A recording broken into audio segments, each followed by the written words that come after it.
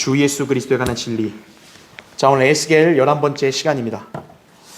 자, 오늘은 에스겔 39장을 한번 중심으로 해서 이제 곡이 이끄는 그런 북방의 세력들, 그렇죠? 오늘날 따지면 이제 러시아죠. 러시아가 핵심이 되는 그 이제 유럽의 북방 세력들이 이제 중심이 돼서 이스라엘 땅을 침공해오는 전쟁이 있는데, 제가 이제 세 번 있을 수 있다고 말씀드렸죠. 확실한 두 번은 아방햇돈 전쟁과 이제 천년왕국 끝에 이제 최종적인 반란 때 있을 거다. 그런데 이제 확실치는 않지만 혹시나 이제 교회 휴거 직후에 한 번 더 있을지도 모른다, 이 말씀드렸죠.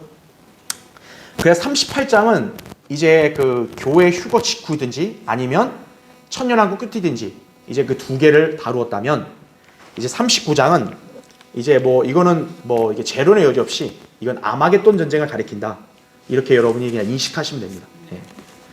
그래서 이거는 시기를 따로 정할 필요 없어요. 그냥 여러분이 결론부터 말씀드리면, 에스겔 39장은 이 대환란 끝에 이제 그 적그리스도와 그의 군대가 이제 아마겟돈을 집결하면 주님이 재림하실 거 아니겠어요? 바로 그 아마겟돈 전쟁을 예언하고 있는 말씀이다. 이렇게 여러분이 일단 개념을 잡고 이제 보시면은 더 이해가 되실 겁니다.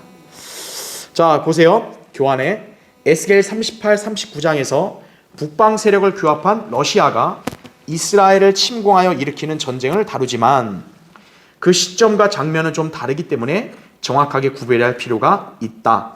하지만 39장은 모든 정황이 대환란 끝에 아마겟돈 전쟁 상황과 일치한다는 점을 분명하게 드러내고 있다. 따라서 39장을 읽고 해석하는 데 있어서는 38장과 비교하면 수월한 편이다. 38장 같은 경우는 휴거 직후에 있을 수도 있고 또 천년왕국 끝이다 이렇게 나눴지만, 39장은 그럴 필요는 없다는 거죠. 자, 왜 그것이 이제 더 설득력이 있냐면, 39장 다음에 나오는 이제 40장이 있죠. 40장부터 48장은 천년왕국 성전에 관해서 묘사하고 있어요. 그러니까 시기를 여러분이 본다면 39장이 아마겟돈 전쟁이라 한다면 40장에 천년왕국 성전이 나오면 어때요? 연결이 자연스러워지는 거죠. 그렇죠. 게다가 39장의 전쟁이 대환란 끝에 일어날 수밖에 없는 그런 이유들을 살펴보면 이 전쟁이 아마겟돈 전쟁 상황이라는 점을 충분히 납득할 수 있게 될 것이다, 이거죠. 이제 우리가 39장을 보면 이거는 도저히 천년왕국 끝에 있을 전쟁이 아니다라고 결론 지을 수밖에 없다는 거예요. 그러면 당연히 어디밖에 없겠어요? 대환란 끝에 아마겟돈 전쟁밖에는 해당이 안 되는 거죠, 이거는. 그렇죠? 자, 그렇게 살펴보겠습니다. 자, 첫 번째 보세요. 자, 39장 이게 1절에 나온 말씀인데, 보라, 오 메섹과 투발왕 고가, 내가 너를 대적하노라, 이렇게 말씀하고 있죠. 하나님을 대적하고자 그분의 백성인 이스라엘을 침공하는 이 곡의 실체를 주목할 필요가 있습니다. 자, 38장에도 분명히 곡이 이스라엘을 침공하려고 하니까 하나님이 대적한다 그랬어요. 39장도 마찬가지로 여기 나온 대로 하나님이 곡을 대적한다 그랬어요. 그럼 하나님이 왜 곡을 대적하겠어요? 당연히 곡이 먼저 하나님을 대적하니까. 그 표식이 뭐냐면 바로 하나님의 백성인 이스라엘을 침공하여 공격하려고 하기 때문에 그것은 곧 하나님을 대적하는 것과 같은 거다, 이거죠. 그러니까 하나님께서는 다시 한번 이 곡에게 내가 너를 대적할 것이다, 이렇게 예언을 하신 거죠.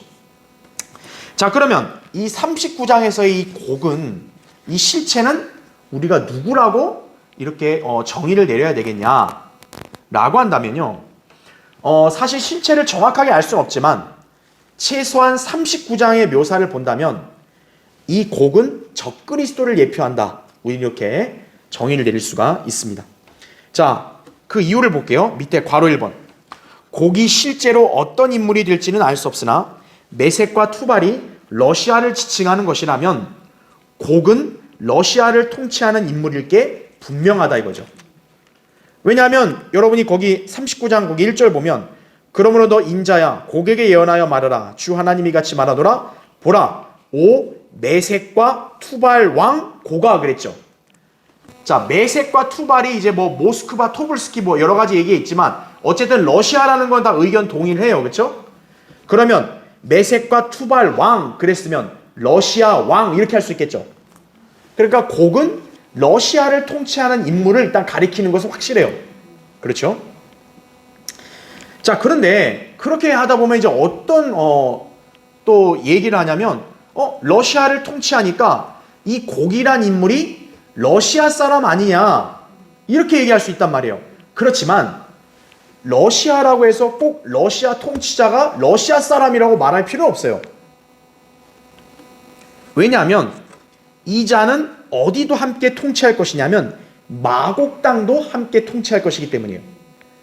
자, 메섹과 투발이 이제 모스크바를 위시한 러시아를 가리켰다면 마곡 땅은 분명히 단순히 러시아만이 아니라 이것은 북방의 또 다른 세력들을 일컫는 말이에요.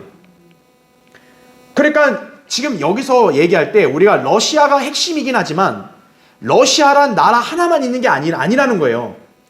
러시아가 어떤 거예요? 북방의 유럽의 여러 나라들을 같이 규합한다는 거죠. 연합 세력을 만드는 거죠. 그러니까 여기서 나오는 이 러시아는 현재 단순히 그냥 러시아는 한 나라가 아니라 어떤 러시아를 위시한 연합 세력인 거예요. 그러니까 연합 세력을 통치하는 왕이 굳이 러시아 사람이다라고 말할 필요 없다라는 거예요. 그렇죠. 러시아가 핵심이긴 하지만 그렇다고 이 세력을 치게하는 통치자가 꼭 러시아 사람이어야 된다는 필요 없다는 얘기죠. 자, 그래서 괄호 2번 보세요. 마곡 땅은 자, 우리가 지금 에스겔 38장 39장이 다 곡에 대한 예언이잖아요. 그렇죠? 근데 이 곡이 38장 2절에는 마곡 땅도 통치한다 그래요. 마곡 땅. 그러니까 지금 이 곡이라는 인물은 러시아만이 아니라 뭐예요? 북방 세력들까지 다 통치하는 왕을 가리키는 거예요.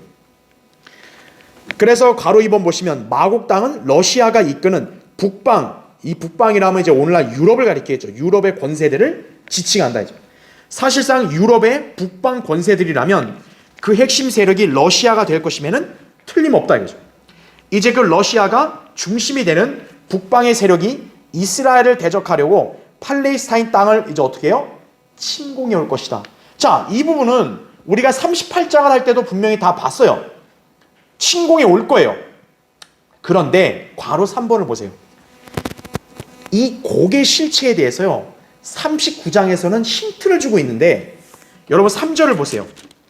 이 곡이 어떤 인물이냐 봤더니 자 3절 보면 내가 이제 하나님이 그러시는 거예요. 내가 내 왼손에서 내 뭐를 친대요?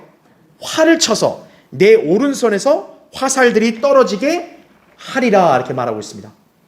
아하, 지금 이 39장에서 가리키는 곡은 특징이 뭐냐면 손에 뭘 들고 있어요? 활을 들고 있다는 거죠. 자, 이 특징을 봐야 돼요. 자, 여기서 활은 누구와 관련이 있냐? 적그리스도와 관련이 있습니다. 왜 그러냐면 거기 요한계시록 보세요. 요한계시록 6장 2절에 이렇게 나오죠. 내가 보니 보라 흰말 한 마리가 있는데 그 위에 탄 자가 활을 가졌더라. 그에게 한 면류관이 주어졌고 그는 나가서 정복하고 정복하려 하더라 이렇게 말하죠. 바로 이 흰말 탄 자가 특징이 활을 들고 있죠. 바로 이 자가 적그리스도인 거죠. 그런데 대다수의 교회들은 이 계시록 6장의 흰말 탄 자를 누구라고 가리키냐면 예수 그리스도라고 가리키는 거예요. 왜 그러냐 했더니 요한계시록 19장에도 예수 그리스도가 흰말을 타고 내려오니까 똑같은 줄 아는 거예요. 천만에요. 계시록 19장과 6장을 그냥 문맥상으로만 비교해봐도 이 두 인물은 전혀 다르다는 걸 알 수 있어요. 왜냐하면 우리가 방금 읽었죠. 계시록 6장에서 이 활을 든 자는 머리에 면류관을 몇 개 씁니까? 한 개밖에 안 써요. 하지만 요한계시록 19장에는 그 흰말 타신 분 머리 위에는 면류관이 많다라고 기록되어 있습니다. 그리고 요한계시록 19장에는 활이란 말이 등장해요, 안 해요? 등장 안 해요. 계시록 19장에 흰말 타신 분에는 뭐요? 입에서 뭐가 나온대요? 칼이 나온다고 말하죠. 전혀 다른 인물이라고요. 자, 그거는 제가 예전에 요한계시록 강의했기 때문에 여기서 그냥 넘어가겠습니다. 그래서 그 요한계시록 6장에서 적그리스도를 가리키는 거예요. 이게 흰말 탄 자가요. 그러니까 왜 이자가 신발을 타냐? 예수님을 흉내내는 거예요. 그냥 흉내내는 거예요. 적그리스도의 특징이 뭐예요? 사탄의 특징이 뭐예요? 항상 하나님을 흉내내는 거예요. 그래서 이자도 신발 타고 등장하는 거예요. 그것뿐이지 전혀 다르다는 얘기죠. 자, 그러니까 바로 4번 보세요. 따라서 이스라엘의 침공에 오는 이 곡이 어떤 인물로 둔갑하고 등장할지는 몰라도, 그렇죠, 우리는 정확히 몰라요. 곡이 러시아 사람이라는 말은 없기 때문에 아니고 러시아를 핵심으로 하는 북방 세력을 치리하는 사람이 될 거예요. 근데 어떻게 될지 몰라요, 우리가. 하지만 한 가지 분명한 사실은 이 곡이라고 지칭되는 인물의 실체가 다름 아닌 누구라는 것이에요? 적그리스도라는 것에는 틀림이 없다는 거죠. 그러니까 우리는 성경을 성경으로 비교해서 해석을 해야지 아무렇게나 그냥 생각을 얘기하면 안 된다는 얘기죠. 자, 그렇게 볼 때 여기에 나온 곡이 러시아를 통치한다고 해서 꼭 러시아인이라고 볼 수는 없는 것이다 이거죠. 적그리스도가 러시아인 이런 말은 없단 말이에요, 분명히. 그렇죠? 네. 자, 그럼 괄호 5번. 러시아의 북방 세력이 이스라엘을 대적하여 침공하는 전쟁의 배후에는 항상 누가 있는 거예요? 마귀가 있다는 거죠. 곡이라는 인물이 오지만 사실 그 배후는 누군 거예요? 러시아 핵 북방 세력이 이스라엘을 침공하게 하는 배후 세력은 마귀라는 거죠. 마귀가 반역을 일으켜 곡과 마곡이 중심이 되는 민족들의 반란은 분명히 언제 있을 거예요? 천년왕국 끝에 일어날 것이다. 계시록 20장에 보면 분명히 나와요. 용인 마귀 사탄이 민족을 규합합니다. 자, 그래서 다음 페이지 보시면 이 전쟁을 에스겔 38장에서 예언하고 있는 것이에요. 자, 반면에 39장은 좀 달라요. 39장은 곡이라는 분명한 인물이 활을 들고 분명히 침공하는 거란 말이에요. 바로 그것은 적그리스도가 이스라엘을 대적하여 전쟁을 일으킨 것을 예언하고 있다라는 거죠. 그래서 38장, 39장은 똑같은 전쟁이 아니라 서로 다른 전쟁이라고 제가 누누이 말씀을 드리는 거예요. 자, 그렇다면 39장은 분명히 38장에서의 천년왕국 끝의 전쟁이 아니니까 그럼 당연히 어떤 전쟁밖에 없겠어요? 대환란 끝에 아마겟돈 전쟁밖에는 해당이 될 수 없다. 이렇게 말씀을 드리는 것이죠. 그렇죠? 자, 그래서 일단 먼저 제가 도표로 한번 요약을 좀 해드리면,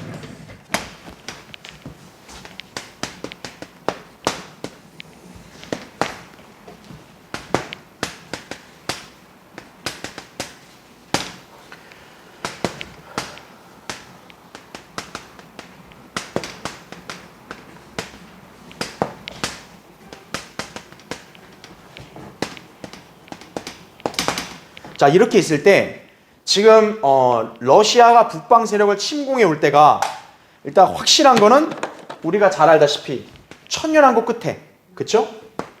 민족들의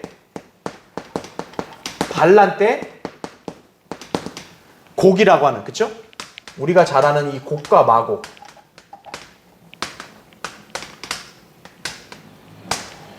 이때 한 번 있다라는 거죠. 그래서 이게 정확한 게 뭐예요? 에스겔 38장에서 말씀하는 거다 이거죠. 왜냐하면 에스겔 38장에 천년왕국 때 전쟁일 수밖에 없는 게 이스라엘이 진짜 안전하게 있을 때는 이때밖에, 천년왕국 때밖에 없기 때문이에요. 그건 뭐 제가 얘기했으니까 더 얘기하면 더 입이 아프고, 그래서 일단 그거고, 그럼 39장의 전쟁은 뭐라는 거예요? 대환란 끝에 있는 아마겟돈 전쟁이라는 거죠. 그쵸? 그 이유는 이제 곧 볼 거예요. 일단 여러분이 시점을 잘 잡아야 한다는 거예요. 이게 에스겔 몇 장이라는 거죠? 39장이라는 거죠. 그 다음에 이제 교회 시대 끝일지 아니면 휴거 직후일지 우리는 알 수가 없어요. 이때도 한 번 있을 수 있다. 이것도 역시 에스겔 38장에서 우리가 유추해 볼 수 있다라고 제가 말씀을 드렸죠. 예, 그렇죠? 자, 그래서 일단은 우리는 이 상황을 아니까 이제 39장이 이때라는 거 알겠죠? 그래서 여기서 보시면 지금 곡이 일으킨다 했잖아요. 곡. 그래서 우리가 곡을 얘기할 때 이때는 분명히 이제 주의사항이 뭐냐면 사탄, 용이 직접 일으킨단 말이에요. 용이 곡과 마곡을 일으킨단 말이에요. 그렇죠? 그러니까 여기서의 곡과 마곡은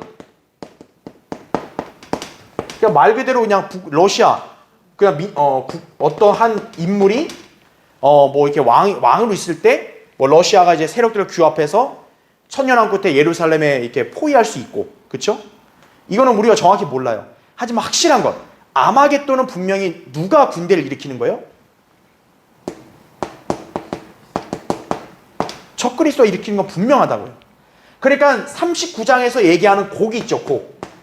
이 곡은 이제 어떤 형태인지 몰라도 39장에서 최소한 이 곡은 누굴 가리키는 게 분명하다고요? 적그리스도를 가리키는 게 분명하다. 38장에서 곡은 이제 우리가 뭐 러시아의 어떤 통치자라는 것밖에 모르지만 최소한 39장에서의 곡은 특별히 적그리스도를 가리키는 예표다 이렇게 보셔야 돼요. 왜? 아마겟돈 전쟁을 누가 중심에 일으키는 거예요? 적그리스도가 2억의 군대를 모아서 일으키는 전쟁이기 때문에 39장에서 곡은 최소한 이걸 가리킨다. 이걸 여러분에게 가르쳐 드리려는 거예요. 38장에서 곡은 누군지 모르죠. 왜냐하면 이때는 이미 적그리스도와 거짓 선지자나 불못으로 들어갔기 때문에 이거는 이제 구렁에 있던 사탄이 올라와서 민족을 미혹하는 거기 때문에 정확히 이들이 어떻게 될지 몰라요. 우리가 알 수 있는 거는 곡이 다시 한번 중심에 있나 했으니까 러시아가 일으킨 건 확실하다. 다만 이제 이때 왕이 뭐 어떻게 될지 모른다. 하지만 아마겟돈 때는 분명히 적그리스도가 중심이 되는 건 확실하다. 이거라는 얘기죠. 그렇죠? 자, 일단 그렇게 여러분 기억하시고, 자, 그럼 이제 두 번째 보세요. 교환에 이스라엘을 대적하여 침공해오는 이 곡은 당연히 하나님께서 대적하시기 때문에 멸망하게 될 것이다 이거죠. 자, 지금 38장이든 39장이든 하나님이 곡에게 뭐라고 말하냐면 내가 너를 대적한다. 1절 처음 시작부터 어떻게 하는 거야? 하나님이 내가 너를 대적한다. 여러분, 하나님이 대적하면 어느 누가 감히 이길 수 있어요? 불가능하죠. 그러니까 이 전쟁의 성패는 이미 어떤 거예요? 이미 결정된 거예요. 뭐 러시아든 유럽의 누구든 간에 아무리 용을 쓴다 해도 그들이 결국 하나님이 대적을 하니까, 그렇죠? 이스라엘 편에서 하나님이 대적을 하니까 이들이 어떻게 쳐들어오든 간에 다 이들은 멸망이 확정된 거예요. 자, 그래서 거기 39장 4절을 보세요. 자, 지금 3절에선 일단 하나님께서 이 곡을 치니까 화살을 떨어뜨렸죠. 그렇죠? 예. 일단 적그리스도가 고꾸라진 거예요. 그 다음에 4절을 보세요. 내가 이스라엘의 산들 위에 어떻게 돼요? 쓰러지리니 말합니다. 그러니까 이스라엘까지 쳐들어오는데 어떻게 되는 거예요? 거기서 쓰러지는 거예요.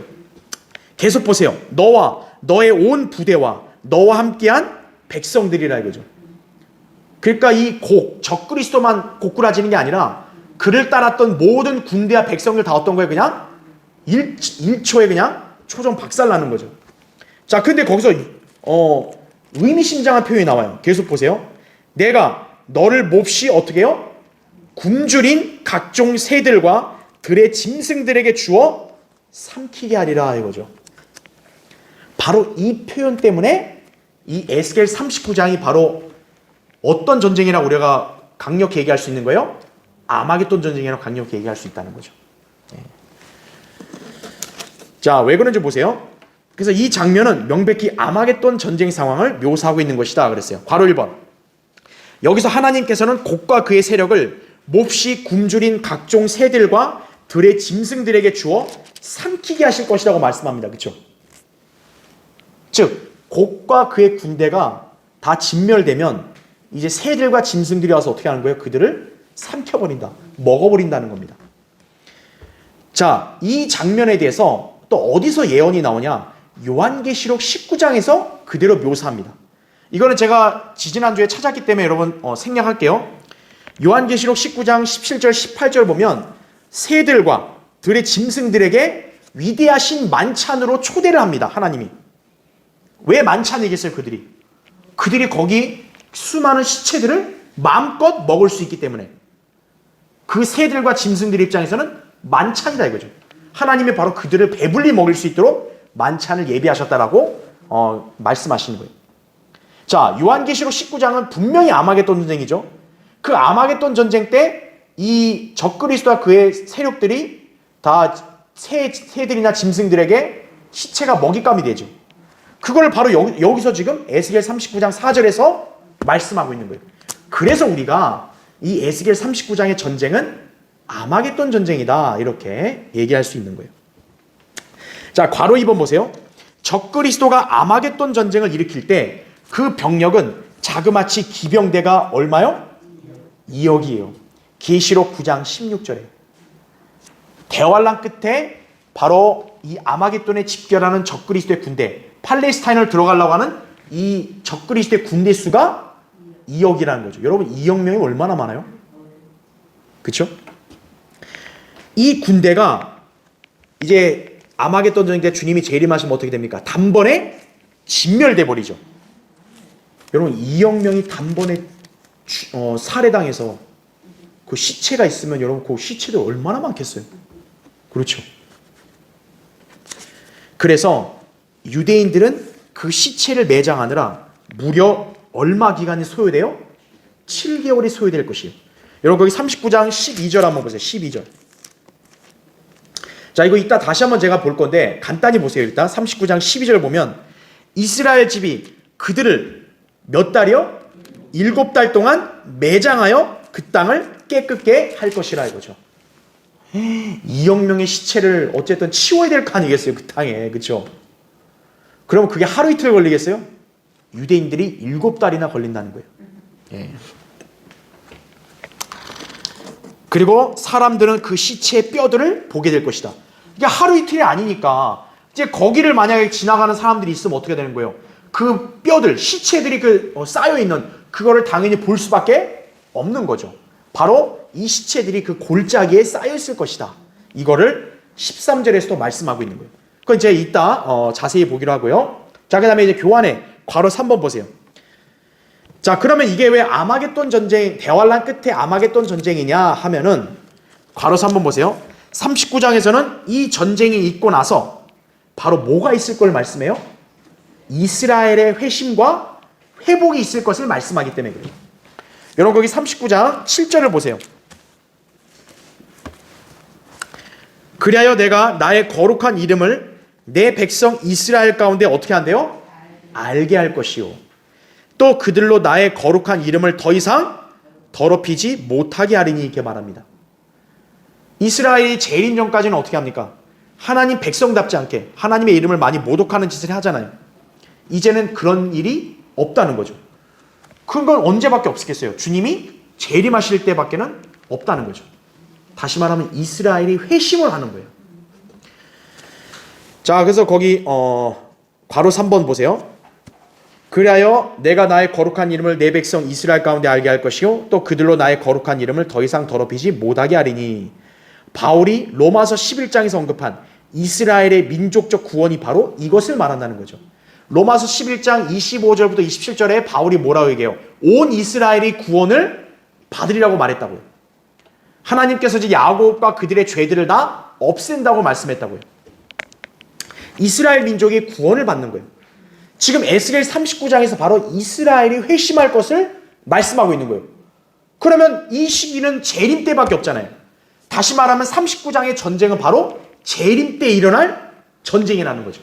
그래서 이걸 아마겟돈 전쟁이라고 말할 수밖에 없는 거죠. 자, 밑에 동그라미 1번 보세요.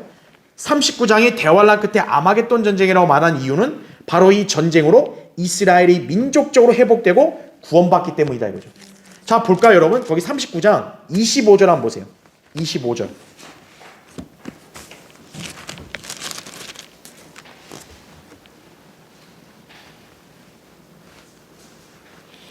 39장 25절.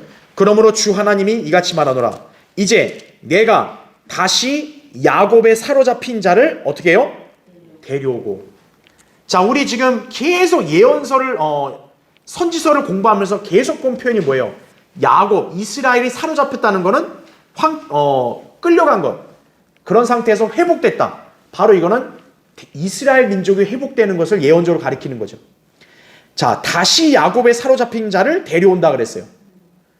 여기 보시면 다시란 말 썼습니다. 왜 그렇죠? 이스라엘이 한 번 이스라엘 자기네 땅으로 돌아왔죠. 1948년에. 근데 어떻게 된 거예요? 이들이 다시 그 땅에서 쫓겨나는 거예요. 대환란 때. 그러다가 다시 어떻게 된 거예요? 재림 때는 그 땅으로 돌아오는 거죠. 그러니까 여기 나온 대로 뭐예요? 다시 데려온다 말이 다시 쓰인 거예요. 자, 이스라엘 온 집에 자비를 베풀 것이며 나의 거룩한 이름을 위하여 질투하리라 이거죠. 그러면서 26절을 보세요. 그들이 그들의 땅에 평안히 거한다 그랬죠. 그래서 이게 바로 재림에 관련된 예언이라는 거죠. 이스라엘은 지금까지도 평안히 거해요, 안 거해요? 평안히 거하지 못한다고요. 주변의 아랍 국가들이 이스라엘을 가만 안 둬요. 그렇죠? 그런데 지금 이제 이스라엘이 이 땅에 다시 돌아올 때는 평안히 거한다는 거죠. 바로 이스라엘이 이제 회심하고 회복되니까, 재림 때 회복되니까 그 땅에 평안히 거하는 거죠. 자, 이 재림의 시기를 예언을 말씀을 했다는 거는 이 39장의 전쟁이 바로 그 시기에 있을 거란 전쟁 얘기를 거죠. 바로 재림 직전에 있을 아마겟돈 전쟁을 가리키는 거구나. 이렇게 볼 수 있는 거예요. 또 29절 보세요, 여러분. 29절.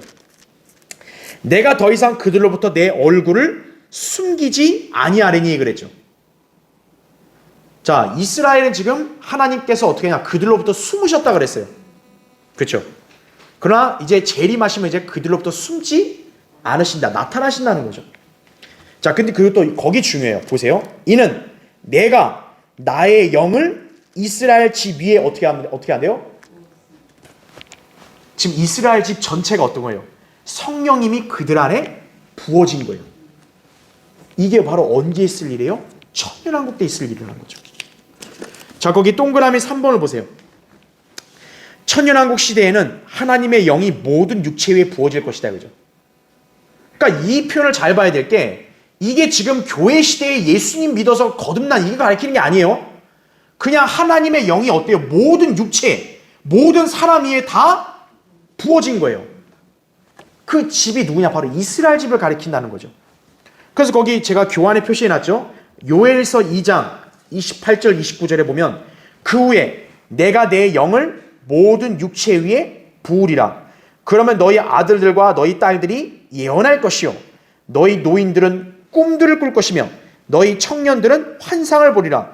또 그날들에는 내가 남종들과 여종들 위에도 내 영을 부어주리라. 이게 요엘서에 나온 말씀인데 베드로가 오순절 때 사도행전 2장에서 이걸 예언했다. 이거를 인용했어요. 그러니까 저기 순보고 은사주의자들이 하도 이렇게 어리석으니까 이게 지금 자기네 성령 체험인 줄 아는 거예요. 아니라고요. 바로 주님이 오시는 그 날에 일어날 이게 표적인 거예요. 예. 왜냐하면 사도행전 때는 그때는 주님의 재림이 실제로 이스라엘이 만약 진정으로 회개하면 이루어질 수도 있는 상황이었기 때문에 그런 거죠.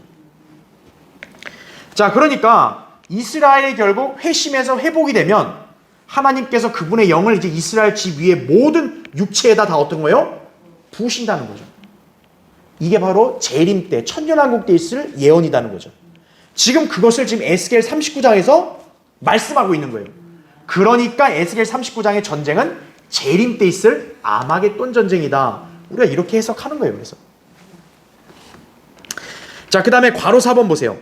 아마겟돈 전쟁 이후에 이스라엘만 회복되는 게 아니라 또 누구도 주님을 알게 돼요? 이방도 주님을 알게 될 것이다. 이거죠. 자, 우리 아까 7절 읽었을 때 제가 거기 39장 여기 7절 보면 7절 끝부분 보세요. 이방으로 내가 주 곧 이스라엘에 계신 거룩한 분임을 알게 하리라 말씀하죠.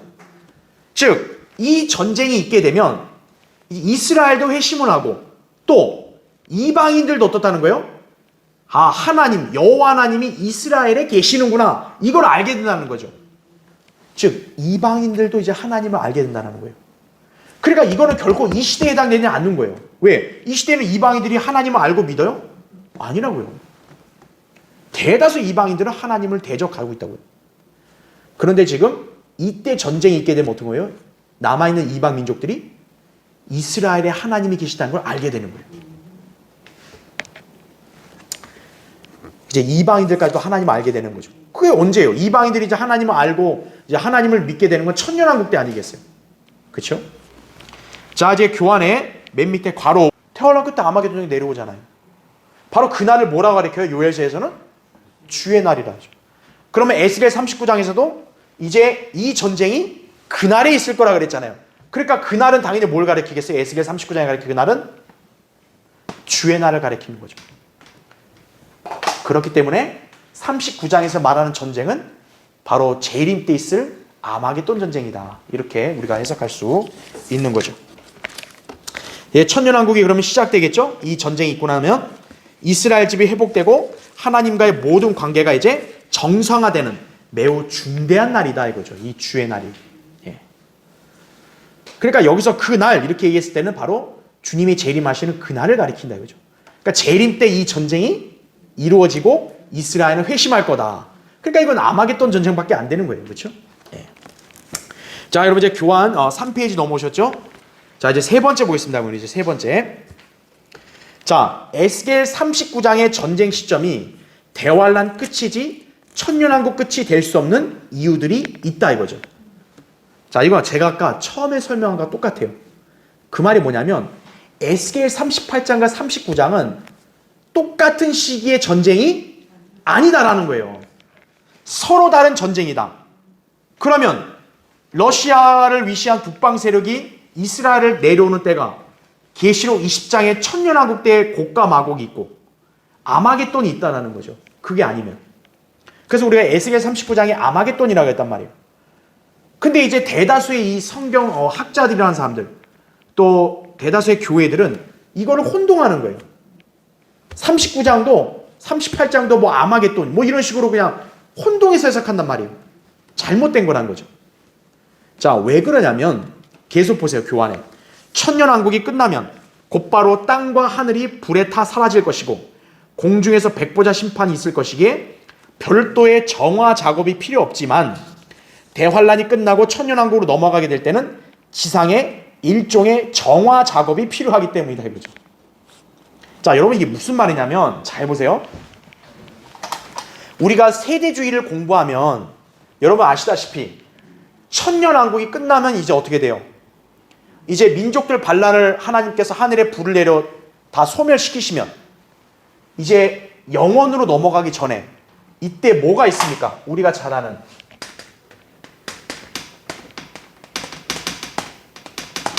백보자 심판이 있어요. 백보자 심판이.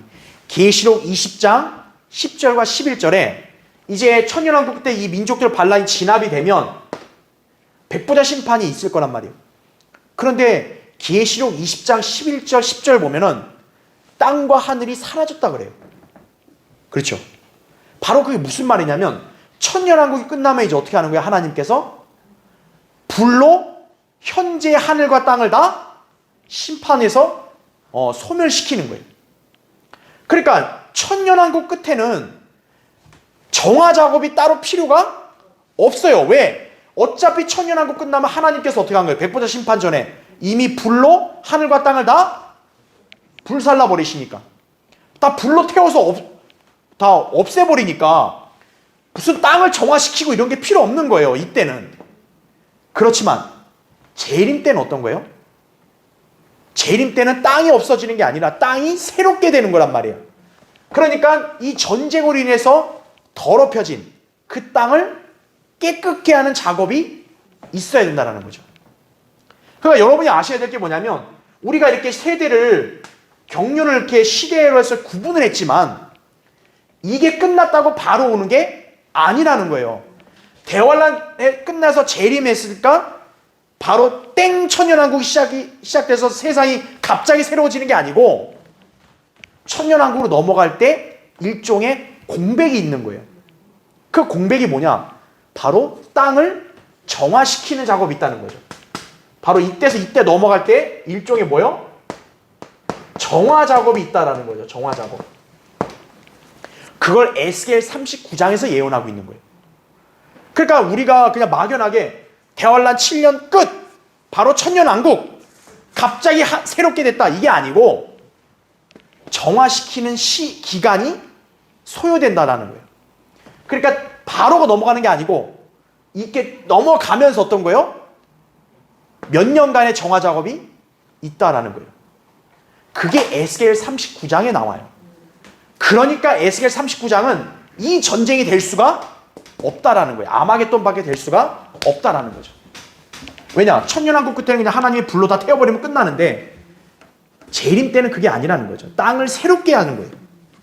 그 작업이 소요되는 시간이 있다는 거예요. 자, 그럼 한번 볼게요. 괄호 1번. 39장의 전쟁이 끝나게 되면 자, 전쟁 끝났다고 바로 천년왕국 되는 게 아니고 모든 무기들을 몇 년간 태우는 작업이 있게 돼요? 7년간. 2억의 군대들이 썼던 그 무기들 있잖아요. 그 무기들을 태우는데 몇 년이요? 7년이 걸린다는 거예요. 한번 여러분 거기 39장 9절을 보세요. 그 에스겔 39장 9절. 이스라엘의 성읍들에 거하는 자들이 나가서 무기들에 불을 놓아 태우리니 큰 방패들과 작은 방패들과 활들과 화살들과 몽둥이들과 창들이라. 그들이 불로 이 무기들을 7년간 태우리라 이거죠. 그러니까 갑자기 막 뿅 바뀌는 게 아니고 무기들을 태우는 데만 7년이 걸린다는 거죠. 네. 그러니까 이건 백보자 심판 전이 아닌 거예요. 그렇죠? 왜냐 그때는 하나님이 아예 그냥 지구를 다 태워버리는데 이거는 지금 유대인들이 직접 자기들이 무기를 태우는 거라는 거죠. 7년 동안 2억 명의 그 무기면 얼마나 많겠어요. 그러니까 그거를 하루아침에 소각을 못 시키는 거예요. 그러니까 여러분이 이 말씀 보면 좀 이렇게 상상하기 어렵다는데 근데 우리는 성경을 기록된 대로 믿어야지 우리 상상을 믿으면 안 되는 거죠. 그렇죠? 자, 그 다음에 괄호 2번을 보세요. 또한 시체들을 매장하고 그 땅을 깨끗게 하는 데는 몇 달이 걸린다고요? 7달이나 걸린다는 거죠. 여러분 이제 거기 11절 보세요. 11절. 그날에는 내가 고객에 이스라엘에서 무덤으로 한 장소를 주리니 바다 동편에 있는 행인들의 골짜기라 이거죠. 자, 이 곡이란 자가 무덤이 있다는 건 뭐예요? 결국 곡이 죽는다는 거죠. 그럼 곡의 시체가 어떻다는 거예요? 그 골짜기에 무덤으로 놓인다는 거죠. 그럼 보세요 거기. 그것이 행인들의 길을 막으리라. 또 그들은 곡과 그의 모든 무리를 그곳에 매장하리니 그들이 그곳을 하몬곡 골짜기라 부르리라 이거죠. 그러니까 하몬곡 골짜기에는 곡과 플러스 누구예요? 곡을 따르는 군대와 백성들. 바로 적그리스도의 군대인 2억의 시체들이 어떤 거예요? 그 하몬곡 골짜기에 매장을 시키는 거죠. 그래서 12절 보세요. 이스라엘 집이 그들을 7달 동안 매장하여 그 땅을 깨끗게 할 것이라 이거죠. 여러분 생각해 보세요. 2억의 시체가 이렇게 땅에 널브러지게 있고 새들이 짐승들이 그거 다 먹어치우면 다 썩고 얼마나 냄새나고 그거 보기 싫겠어요. 그러니까 유대인들은 빨리 그 시체를 매장을 시켜서 땅을 정화시켜야 될 거 아니겠어요. 그게 몇 달이 걸린다는 거예요? 시체만 매장하는데 7달이 걸린다는 거죠. 13절 보세요. 참으로 그 땅의 모든 백성이 그러니까 이스라엘이죠. 그들을 매장하리니 그 일이 그들에게 유명하게 되어 그날에 내가 영광을 받게 되리라 주 하나님이 말하노라 이거죠. 만약에 그 땅에 남아있는 그런 이방 다른 민족들이 그걸 이제 보게 되는 거죠. 거길 지나가면 이스라엘이 그들을 매장시키는 거. 그러면 이제 어떻게 되겠어요? 그 이방 민족들이 야 이스라엘이 이 어마어마한 군대를 단번에 이겼네. 근데 이거 저 예수 그리스도 하나님이 이기게 준 거네. 그렇게 알게 될 수밖에 없다는 거죠. 유명하게 되는 거죠. 2억의 시체가 얼마나 많겠어요. 여러분 만약 그게 그 매스컴에 방영이 된다고 보세요. 끔찍하지 않겠어요? 그걸 이제 이스라엘 사람들 다 치우고 매장하는 거 보여지지 않겠냐고요. 그렇죠. 그 다음에 괄호 3번 보세요. 게다가 이 전쟁으로 시체가 쌓여있는 골짜기에서는 새들과 짐승들을 위한 만찬이 있게 된다 이거죠. 자 여러분 거기 이제 17절 한번 보세요. 17절. 너 인자야 주 하나님이 이같이 말하노라. 너는 모든 깃달린 새와 들의 모든 짐승들에게 이르라. 모여오라. 내가 너희를 위하여 베푸는 나의 제물 즉 이스라엘의 산들 위에서 베푸는 큰 제물 사면에 모여서 너희는 살을 먹고 피를 마실지어다 이거죠. 그래서 거기 19절 보세요. 19절. 너희는 내가 너희를 위하여 베푼 내 제물에서 배가 부를 때까지 기름을 먹고 취할 때까지 피를 마실지니라. 그리하여 너희는 나의 식탁에서 말들과 병거들과 용사들과 모든 전사들로 배부를지니라. 주 하나님이 말하노라 이거죠. 바로 하나님이 새들에게 말하는 거예요. 새들과 짐승들에게 2억의 시체 얼마나 많아요. 니네 배 터질 때까지 니네 새들 여기 짐승을 다 뜯어 먹으라 이거죠. 피도 어때요? 실컷 마시라 이거죠. 배 터질 때까지 먹으라 이거죠. 예. 진짜 우리 인간으로 볼 때는 끔찍한 비극이겠죠. 근데 하나님께서 어떻게 한 거예요? 그분을 대적한 자들을 이렇게 진멸시키시는 거예요. 자, 그래서 괄호 4번 보세요. 교환의 괄호 4번. 이처럼 하나님께서 지면을 새롭게 하시는 일을 통해 이 땅에 천년 왕국을 수립하실 것이다. 이 때문에 39장의 전쟁은 요한계시록 20장의 전쟁이 아닌 것이다 이거죠. 천년왕국 끝에 있을 전쟁이 끝난 후에는 우주가 불에 녹아 사라질 것이기 때문에 별다른 정화 작업이 필요 없는 것이다 이거죠. 천년왕국 끝에는 인간이 정화할 필요 없어요. 유대인이 시체 치울 필요 없어요. 왜? 하나님은 그냥 불로 그냥 다 태워서 없애버리면 되니까. 하지만 재림 때는 안 그렇다는 거죠. 예. 그러므로 에스겔 38장과 39장의 전쟁은 서로 다른 것이다 이렇게 기억하시면 돼요. 자, 이제 네 번째 보세요. 아마겟돈 전쟁은 그 규모나 결과에 있어서 상상을 초월한다 이거죠. 무려 2억이나 되는 군대가 초자연적인 힘에 의해서 단번에 몰살됨으로써 금방 종결될 것이기 때문이다 이거죠. 여러분, 인류 역사에서 군대 병력이 2억의 규모가 되는 게 있었나요? 없었다고요. 그 2억의 군대를 어떻게 쉽게 누가 이길 거라고 생각하겠어요? 하지만 아마겟돈 전쟁은 단순한 인간과 인간의 싸움이 아니라 제가 지난주에 얘기한 대로 초자연적인 하나님의 군대가 내려와서 그들을 진멸시킨다 이거죠. 그러니까 아마겟돈 전쟁은 시간이 많이 걸리는 게 아니라 단번에 끝나는 거예요. 단번에. 그리고 2억 명이 단번에 죽으니까 그 피와 시체가 바로 없어지지 않고 단번에 쌓일 거 아니겠어요? 얼마나 끔찍하겠어요. 그렇죠? 자, 괄호 1번 보세요. 예수 그리스도께서 재림하시면 아마겟돈에 집결한 적그리스도의 대군을 마치 포도즙틀을 짓밟듯이 살해하실 것이다 이거죠. 그러면 그 피가 흘러나와 마일 고삐까지 닿을 정도로 1600 스타디온, 즉 160마일이나 되는 피의 강을 이룰 것이다 이거죠. 이것은 팔레스타인 전역의 남북을 잇는 거리만큼 엄청난 길이다 이거죠. 160마일 하면 거의 한 250km 이렇게 될 거예요. 250km면 여기 강릉에서 뭐 서울보다 훨씬 더 멀겠죠. 그 정도 거리가 어떤 거예요? 피로 가득 차는 거예요. 말 고피는 이만한 높이도 아니고 뭐예요? 우리가 말 타면 이종 높이까지. 피의 강을 이루는 거죠. 왜? 2억 명이 한 번에 죽어서 피를 다 흘리니까. 그렇죠? 맨 밑에 괄호 2번 보세요. 2억의 군대는 자, 어떻게 살해돼요? 주님의 입에서 나오는 칼로 살해될 것이다. 그래서 거기 제가 계시록 표시해놨죠. 19장 15절 보면 그의 입에서는 예리한 칼이 나와서 그것으로 민족들을 칠 것이요 그는 전능하신 하나님의 맹렬한 진노의 포도즙들을 밟으실 것이라 이거죠. 그리고 그 다음 페이지죠. 그 남은 자들은 말 위에 앉으신 분의 칼, 즉 그의 입에서 나오는 칼로 살해되니 이렇게 말씀합니다. 계시록 19장 15절 21절에 나온 거예요. 그러니까 여러분이 아마겟돈 전쟁의 상황을 지금 정확히 여러분 실황처럼 보고 있는 거예요. 성경을 보면. 그렇죠? 주님이 재림해서 입에서 나오는 칼로 이렇게 민족들을 다 쳐서 죽여버리는 거죠. 칼이 한번 샥 나오니까 어떤 거예요? 팍 죽어버리는 거예요. 그리고 말 탄 우리 하나님의 기병대들이 어떤 거예요? 그냥 짓밟고 지나가 버리는 거죠. 자, 괄호 3번 보세요. 주님의 입에서 나오는 칼은 우리가 상상할 수조차 없이 엄청난 영적인 힘으로 2억의 군대를 순식간에 멸해버릴 것이다 이거죠.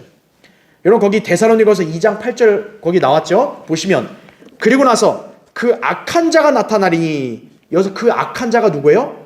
적그리스도죠. 주께서 그를 자기 입에서 나오는 영으로 소멸하시고 그의 찬란한 오심으로 제거하시리라 말합니다. 자, 거기 보면 주님께서 자기 입에서 나오는 영으로 소멸한다 그랬죠. 자기 입에서 나오는 영이라고 그러죠.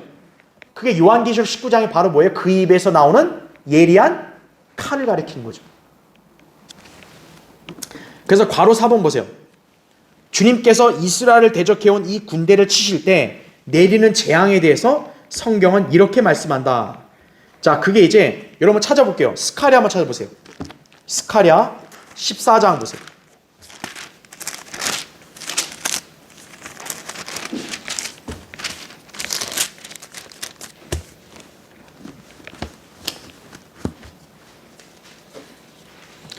자, 스가랴 14장 거기 12절.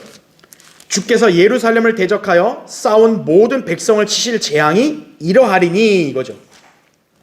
그러니까 여기 예루살렘을 대적하여 싸운 모든 백성이라 하면 이제 적그리스도 그 군대를 가리키겠죠. 그 군대를 가리키겠죠. 그들이 그 발로 서 있을 때, 자, 여러분 얼마나 참 무서운 표현인지 보세요. 그들의 살이 어때요? 녹아 없어질 것이요. 그들의 눈이 그 구멍 속에서 녹아 없어질 것이요. 그들의 혀가 그 입 속에서 녹아 없어질 것이라 그러죠. 그러니까 마치 핵이 터지면 이렇게 사람이 녹아버리잖아요. 그와 같은 파괴력이 있다는 거예요. 자, 주님께서 흰 말을 타고 내려오시면서요, 이제 입에서 아까 영이 나온다 했잖아요. 그러니까 여러분, 주님이 입에서 그냥 막 인간들이 쓰는 그 칼이 막 슉 나온다기보다는 마치 번쩍이는 섬광처럼, 그 칼이 단순한 칼이 아니라 광선처럼 팍 이렇게 한번 입으로 하면 어떻게 되는 거예요? 한순간에 반짝하자마자 그들의 살이 다 녹아 없어져 버립니다. 우리 뭐 SF 영화 보면 막 이렇게 상상하듯이 그거보다 더 비교할 수 없을 정도로 주님의 입에서 딱 그 영인 어떤 칼 같은 그런 게 팍 나오면 어떤 거예요? 섬광이 한번 딱 비치면 그냥 다 녹듯이 그렇게 돼버린 거예요. 예. 그러면 이제 주님께서 이 지상의 군대 다 녹아도 없어져 버리니까 주님은 그렇게 무서운 분이신 거예요. 그런데 오늘날 이 땅에 있는 사람들은 예수 그리스도 하면 예수가 뭐 어때서 뭐 이렇게 자기들이 뭐 무슨 대단한 건 줄 알고 그렇게 거만을 떨잖아요. 그렇죠? 예수 그리스도를 믿지 않고 그렇게 있다가요, 재림 때는 박살나는 거예요. 유행이 바로 하루아침에 가는 거예요. 자, 마지막 5번째. 이제 아마겟돈 전쟁이 끝나게 되면 적그리스도는 잡혀서 유황으로 불타오르는 불못에 산채로 던져지죠. 요한계시록 19장 20절에 정확히 나옵니다. 그리고 그의 군대는 아마겟돈에서 진멸이 되겠죠. 그러면 마침내 주님께서는 땅을 새롭게 하고 천년왕국을 수립하셔서 온 땅을 통치하실 것이다. 이거죠. 예, 잡다한 그런 왕이나 통치자 없어요. 예수 그리스도 그 한 분만이 왕이신 거예요. 자, 괄호 1번 보세요. 아마겟돈 전쟁 이후에 정화 작업을 거친 후 마침내 땅은 새롭게 태어날 것이다. 이거죠. 그래서 시편 104편 30절 거기 보면 주께서 주의 영을 보내시어 그들이 창조되었으니 주께서 지면을 새롭게 하시나이다. 지면, 땅을 새롭게 했다는 거죠. 자, 이것을 예수님께서는 뭐라고 말씀하셨냐면 새 세대라고 했어요. 새 세대. 마태복음 19장 28절에 새 세대. 리제너레이션이 영어로. 그러니까 새 세대라는 게 리제너레이션 하면 우리 일단 성도들의 영이 거듭날 때 리제너레이션을 쓰거든요. 그럼 이게 또 다른 의미는 뭐냐면 땅이 새롭게 태어났다. 그래서 리제너레이션이라는 말 쓰는 거예요. 새 세대. 그렇게 쓰는 거라고. 그러니까 우리 성도도 영이 살아나잖아요. 거듭났다 그러잖아요. 땅도 어떻게 한 거예요? 다시 새롭게 태어나니까. 새 세대, 리제너레이션이라는 말 쓰는 거예요. 바로 이제 아마겟돈 전쟁 끝나고 나면 이제 그렇게 될 거라는 거죠. 자, 괄호 2번. 주님께서 천년왕국을 수립하실 때 이 왕국에 들어갈 자들과 그렇지 않을 자들을 가려낼 민족들의 심판을 거행하실 것이다 이거죠. 마태복음 25장 31절부터 46절. 우리가 잘 아는 양과 염소의 심판이죠. 자, 양과 염소의 심판에서 양에 속한 민족들은 천년왕국으로 들어가죠. 물론 이제 그들은 당연히 이방인들로 들어가지만 그 이전에 우리 구원받은 성도들도 당연히 천년왕국에 들어가는 거죠. 교회 시대 성도들, 환난 성도들 다, 구약 성도들까지 다 들어가는 거죠. 그렇죠. 자, 괄호 3번. 한편 다니엘 11장 41절에 따르면 대환란 기간 중 적그리스도의 손에서 용케 피하는 바람에 천년왕국에 들어가는 부류도 있다 이거죠. 이건 제가 예전에 다니엘 강의할 때 한번 했기 때문에 넘어갈게요. 거기 제가 밑줄 쳐놨죠. 에돔과 모압 그리고 암몬 자손의 우두머리는 적그리스도의 손에서 어떻게 돼요? 피하리라 그러죠. 그러니까 적그리스도가 대환란 때 세상의 군림을 해도요, 세상의 모든 사람들 개개인을 다 통제하지를 못해요. 그러니까 여기 에돔과 모압, 암몬은 그냥 용케 피한 거예요. 용케. 어찌어찌 하다가 그냥 적그리스도의 그냥 마수에 안 들어가서 그냥 천년왕국에 어쩌다 들어가는 그런 민족인 거예요. 예. 자, 그건 제가 예전에 강의한 거 그냥 자세히 그거 보면 되고요. 자, 마지막 괄호 4번. 아무튼 주님께서는 아마겟돈 전쟁으로 적그리스도의 군대와 이방 민족들을 멸하시고 마침내 천년왕국을 세우시어 온 땅을 어떻게 합니까? 통치하실 것이다. 그래서 거기 마지막 스카랴 펴져 있죠. 14장 9절을 보면 주께서는 온 땅을 치리할 뭐가 되셔요? 왕이 되시리니. 그죠?